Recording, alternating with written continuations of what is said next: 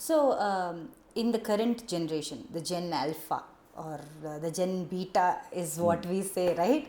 So, it's okay, I will do that for you, it's okay, don't get stressed, get whatever the child asks for, do whatever it takes for the child to feel good about himself or herself. Are we actually overdoing in the name of, maintaining good mental health? See, as you rightly pointed out, a lot of things are getting done for the individuals in the last few years. Like, for example, if we go back to our schooling days, the onus of a child performing better was on the at home, like parents, like teachers would say why he has not studied or why he is not passing the exam. So the onus was on the families had to do. Whereas now the parents are asking the schools and the teacher why my child is not doing well, why they're not getting better. So, for example, in health also, you get to see a person who has been smoking for 25 years and very bad lifestyle, drinking regularly and abusing themselves, using other substances, and they will come and they want their health to be better just like that. So there is a difference in how the society has been functioning compared to, like, say, a few decades ago and now.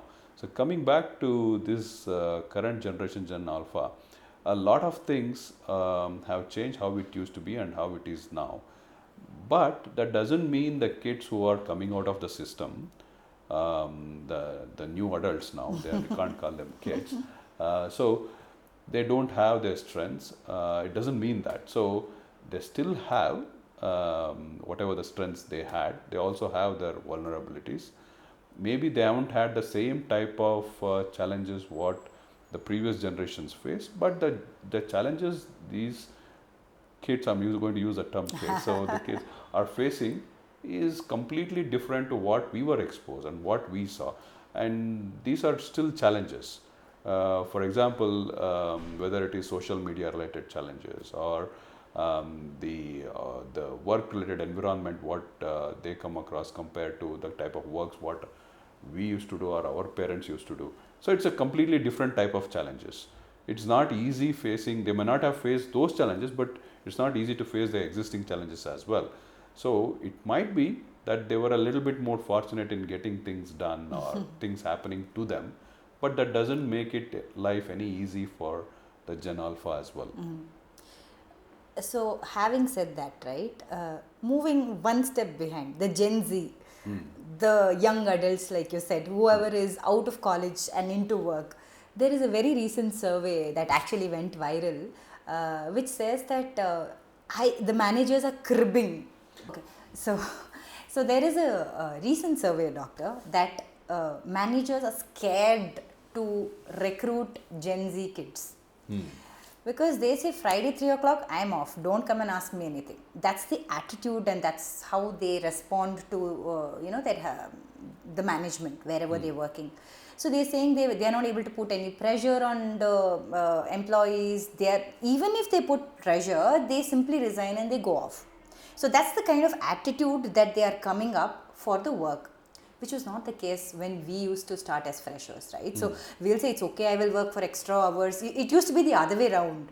But these days, it's like, number one, it's a good thing that they are caring about themselves. That is no doubt about it. But is it a good thing in the change in the mental attitude towards work, stress, and work-life balance? So coming to this type of why there is this mentality today where if you put too much pressure, then I may not stay in the job, I might go away.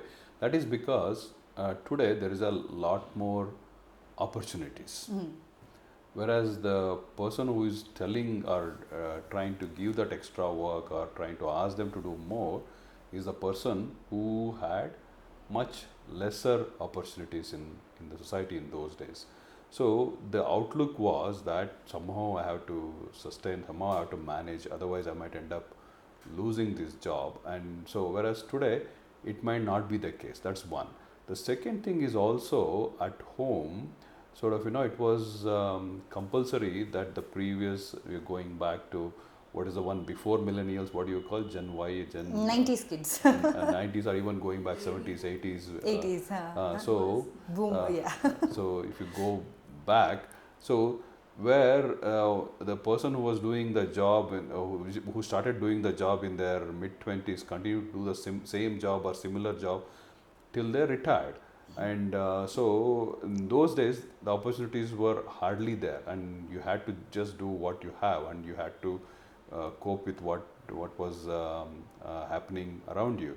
So compared to that, today there is a lot more opportunities. When you did not have opportunities at all, the tendency is also there with the employer to push your boundaries, to make you do things even when it was not needed, and sometimes even go to the extreme of sort of abusing as well. So compared to those things, today's generation is a little bit more fortunate, and in spite of all the different challenges they have more opportunities. They're able to say, my priority is me first, I need to take care of myself. So it's a good thing that they're able to do that. But it's probably my way of looking at this thing is, it's a misconception that they are not serious about life. They are not worried about their future. They are not passionate enough. That's not true. If they are passionate enough, they will continue to do what they are supposed to do even after hours sometimes. And I've seen many young people who are able to do that and who are doing that as well.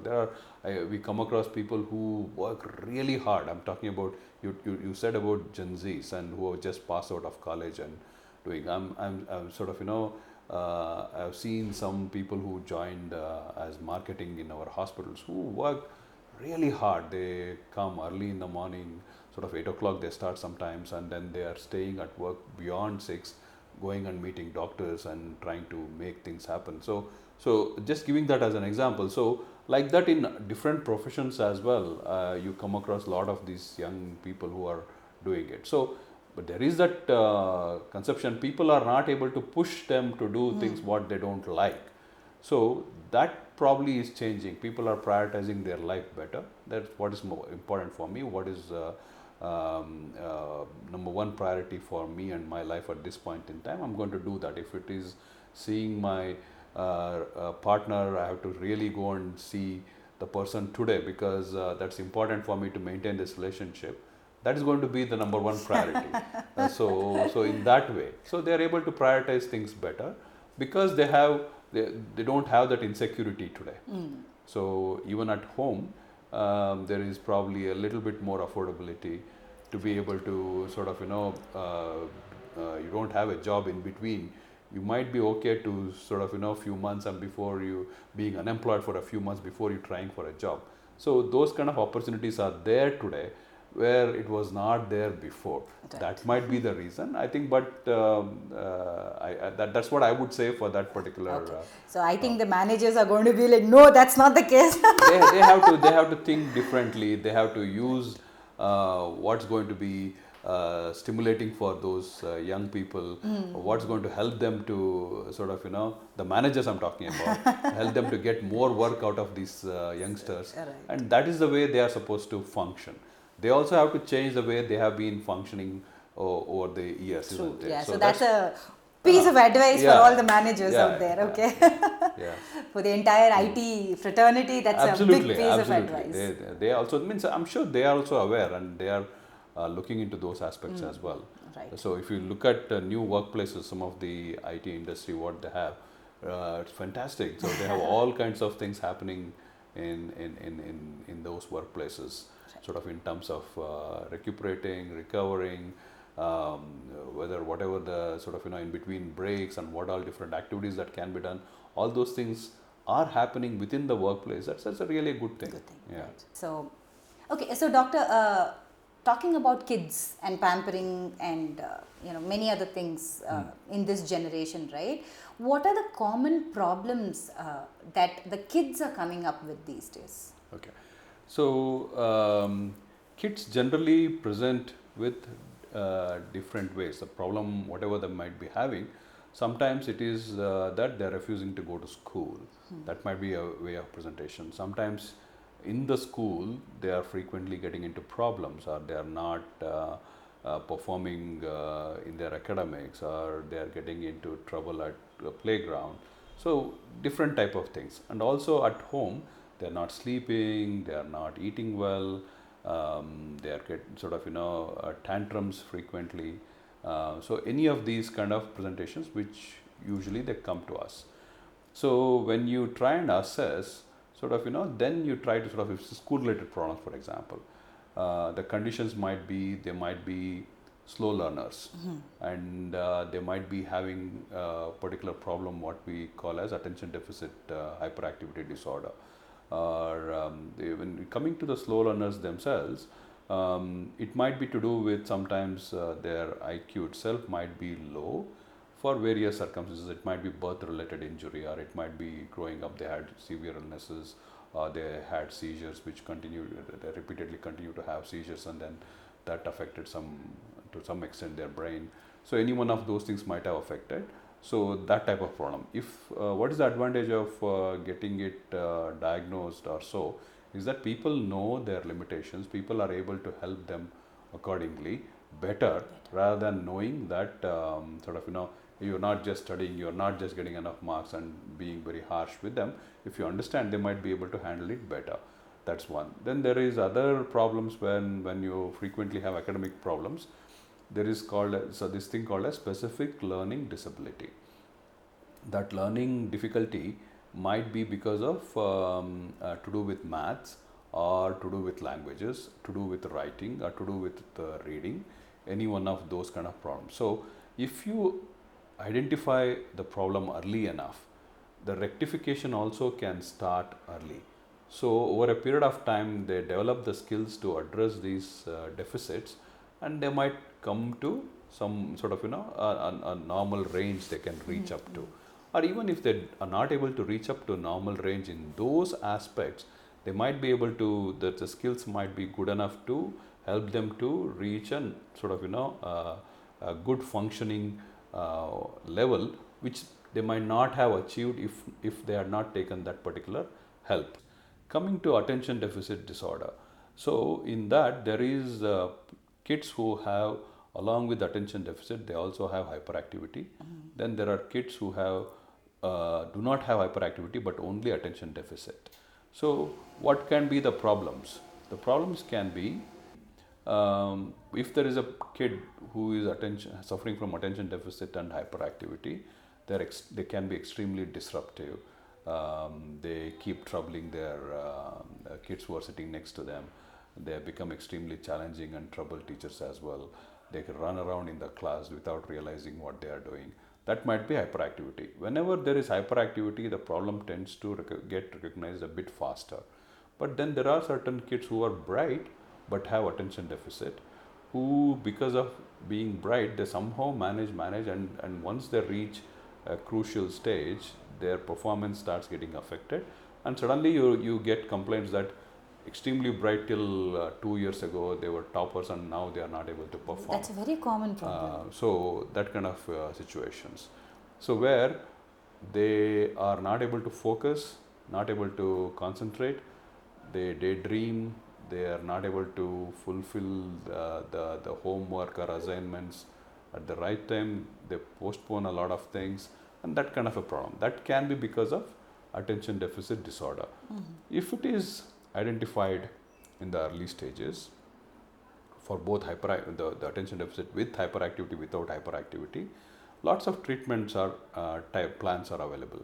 Then there is medication which can help them, and then there are behavior strategies and techniques which you can teach the kid and the parents, so how they manage. So with those strategies, definitely it will help. One of the important thing that helps the kid in all these aspects is really good physical activity.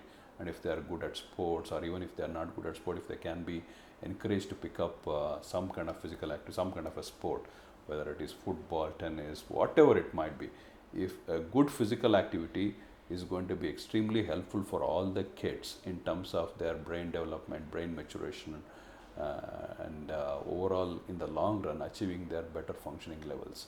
Okay. So it can be the intelligence related problems, then we spoke about the learning disabilities, and then attention deficit. And of course, the common mental illnesses which afflicts the adults can also affect the children. For example, anxiety, depression. So the kid might not be able to tell I'm depressed. It might just be avoiding going out. It might be crying all the time without telling why they are crying.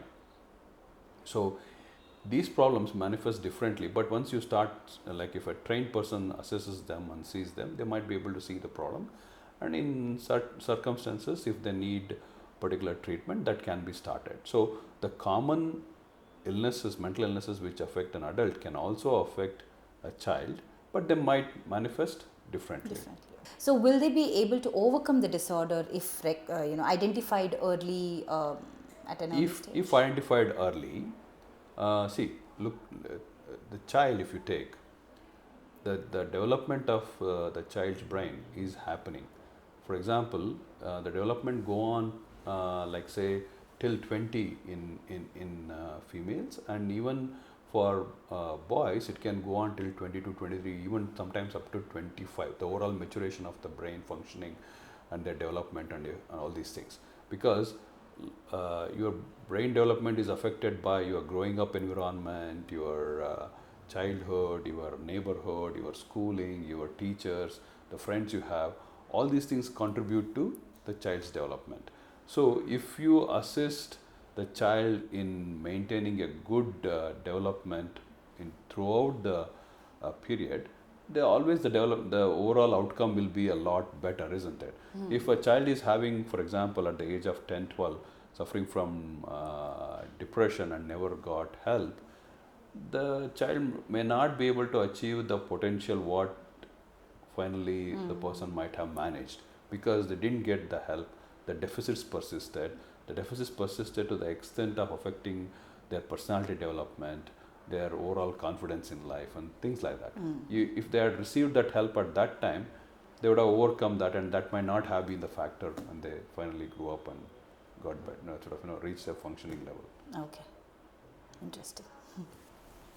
So, how important is school and school system in supporting a child's mental health? It is like we were just talking about what kind of things helps the overall development of child. So from that point of view, school is an extremely important part of childhood. School is where you learn a lot. School is where you develop a lot of skills, and school is where you get to interact with different people. So a lot of development happens in school, and as kids we spend considerable time. Out of 24 hours, nearly 6 to 8 hours you're spending. So 1/3 of the time you're spending in the school. So that's a really big chunk. So that's one of the most influential thing in our lives, which shapes us and which makes us whatever we are today. So from that point of view, school is a very important place which should not be ignored, which should not be neglected. So whatever the help that needs to happen at school, if at all it is possible. So from that point of view, the scope is huge, the potential is huge. But is it happening? I think that's a big if question. It is happening in a very few schools, not happening in all the schools. Some of the really good schools might have school counselors, and all their teachers might be trained in identifying the problems and so, but that is in a very few schools. So when the problem is so huge and the potential is so much, so how do we address that problem? But there has to be a starting solution for any of these problems, right? So with such huge problem in our society, in our kind of schooling system, I think the first thing we need to focus on is helping the teachers understand. So focusing on teachers' development and making in their whether it is during their B.Ed programs or M.Ed programs, or where they are trying to be teachers and trying to develop their careers. So whether they can have mental health related workshops or modules where they learn about it and their understanding improves, and how to identify, if not intervene. So what can they do, where they can point signpost, where to go and seek help, those kind of things. And so the if we can address that to even like say 5-10%, it's going to be the outcome is going to be huge in terms of our schooling system what we have got. So many schools actually, they say they're all inclusive. They're an inclusive school is what they claim to be, but they have the differently abled child in the same classroom with the others. Is that still okay? So differently abled child, again the spectrum is huge. Okay.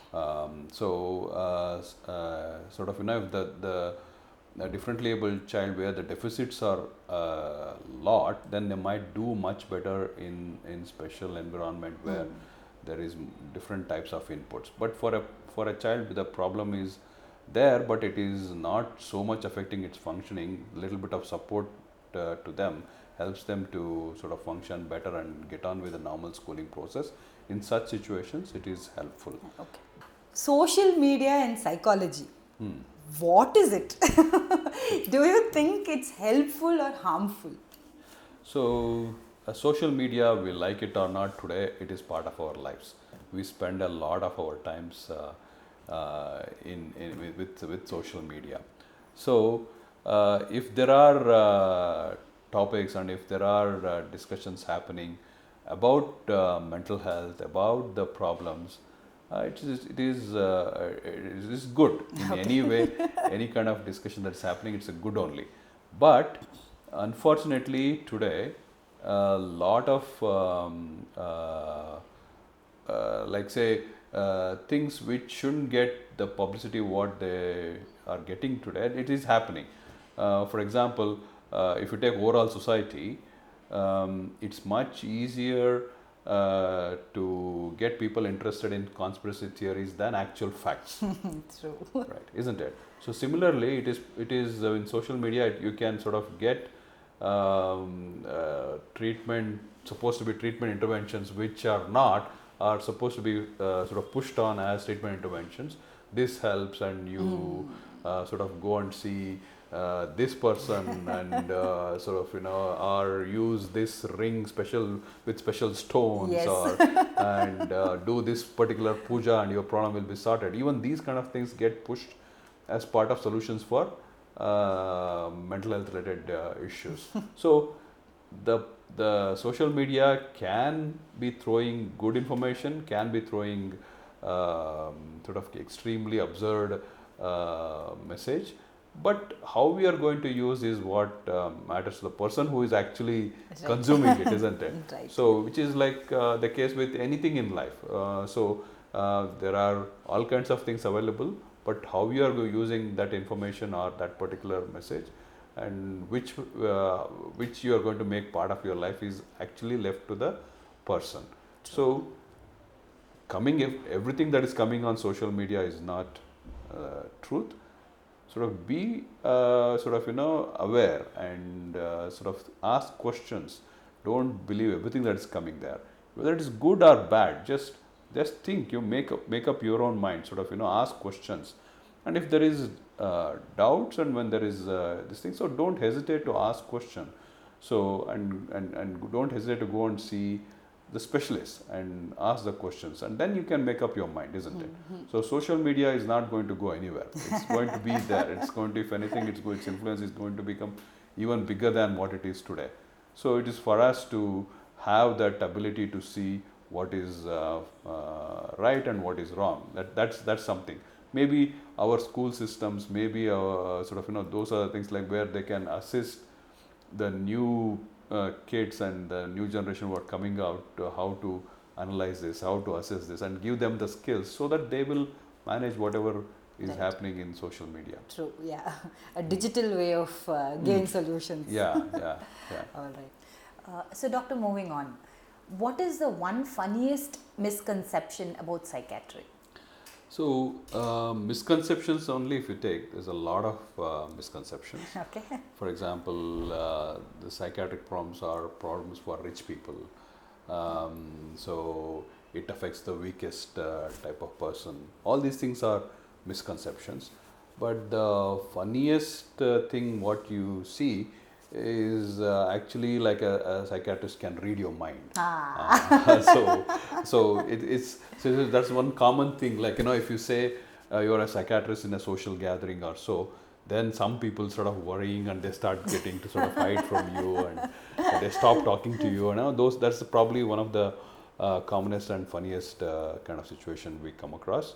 The other thing which commonly being thrown at you is that a split personality. They use this term, isn't it? Where one person will not be aware of one personality. The same person will have two different personalities and this thing. So that how it happens in extremely rare kind of things, but which gets used sort of very commonly in normal conversations and things like Okay. that. So that I would say is A funniest misconception. yeah. All right. So you would see so many patients with so many mental health issues day in and day out. How do you actually handle the emotional weight of your job? I think that's a really difficult part of our job, and sort of I was talking to you when I said about my training in Nimans, and because of the sheer number of people whom you see, you tend to become over a period of time non-judgmental. But the challenge is when you're becoming non-judgmental, at the same time you should not lose your empathy and where you are able to relate to people. If you that is a fundamental part of your job. So you cannot lose that empathy. You still have to be empathetic, and you still have to be non-judgmental, and you still have to be able to let go, and you still have to keep doing the same thing every day. That is the biggest challenge what you have. One thing is you sort of over a period of time you learn that you cannot be omnipotent. You cannot sometimes help in spite of the wanting to help and in spite of wanting to do the right thing.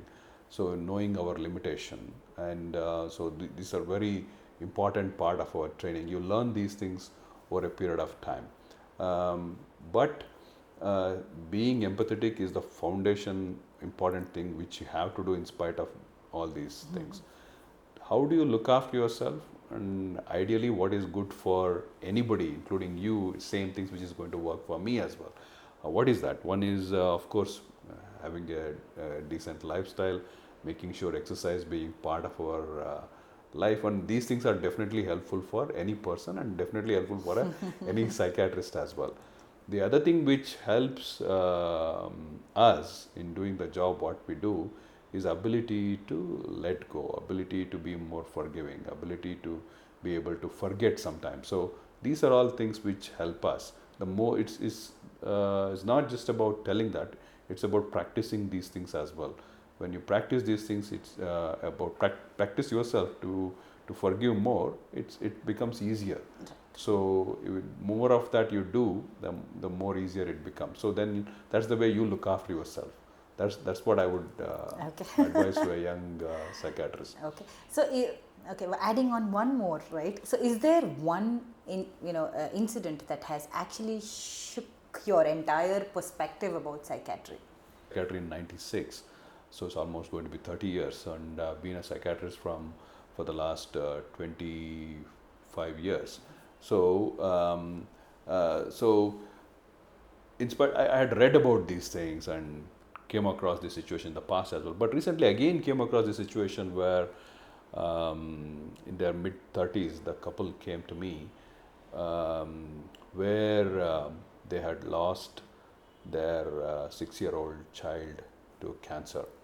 In spite of being aware, in spite of seeing such situations before, in spite of reading about it and everything, this particular situation when I came across recently, it affected me very badly, and where the emotional ups and downs what they were going through, I started seeing them when the kid was still alive, and sort of the last stage of life, and where they lost the kid, and subsequently what they were going through and how they were handling it.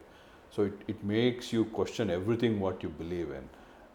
So including what you learned and what not just in psychiatry, in life, everything. So that was probably one recent incident which affected me very, very strongly. I wouldn't say badly, but very strongly it affected me, which needed a lot of sort of corrections within myself to deal with it, and to continue to be there with the parents and work with them. So that was what Hard hitting. yeah. So moving on to the rapid fire section, I have a couple of questions. It can be just a jiffy answer, that's it. Okay. So if you have to tell a quick hack for the youngsters in the IT field when they are anxious or stressed, what would it be? Learn to challenge. So what's the worst thing that can happen? Ask that question. Okay. Coffee or tea? Coffee. Early bird or night owl? Night owl. Okay. One book for mental illness? So I wouldn't say one book particularly for mental illness. I read a lot and I do enjoy books. But purely if you want to talk about mental illness and or anything related to a person's development and practicalities, I would say use the principles of Bhagavad Gita, I would say. So from that point of view, okay. Yeah. A movie that shows mental health? So As Good As It Gets by Jack Nicholson, especially as OCD, and it's beautifully depicted, and I really like that movie. All right. Dream dinner guest, dead or alive, anyone is okay. Dr. Rajkumar. Okay. That's a big name. Okay. So Freud or Jung? Freud. Okay. What is a very common underrated emotion? Anger. Therapy or medication? Therapy. One line mantra that works for you. Be kind to yourself. That's been amazing, doctor. Thank you so much for your time. I think it was a wonderful insight about mental health, and how people, what is the time when somebody should actually come and meet a doctor and take that help for themselves. So I think our audience also will have quite a lot of information about it, and step out and go see the doctor and seek help when required. Thank you so much for your time. Thank you, man.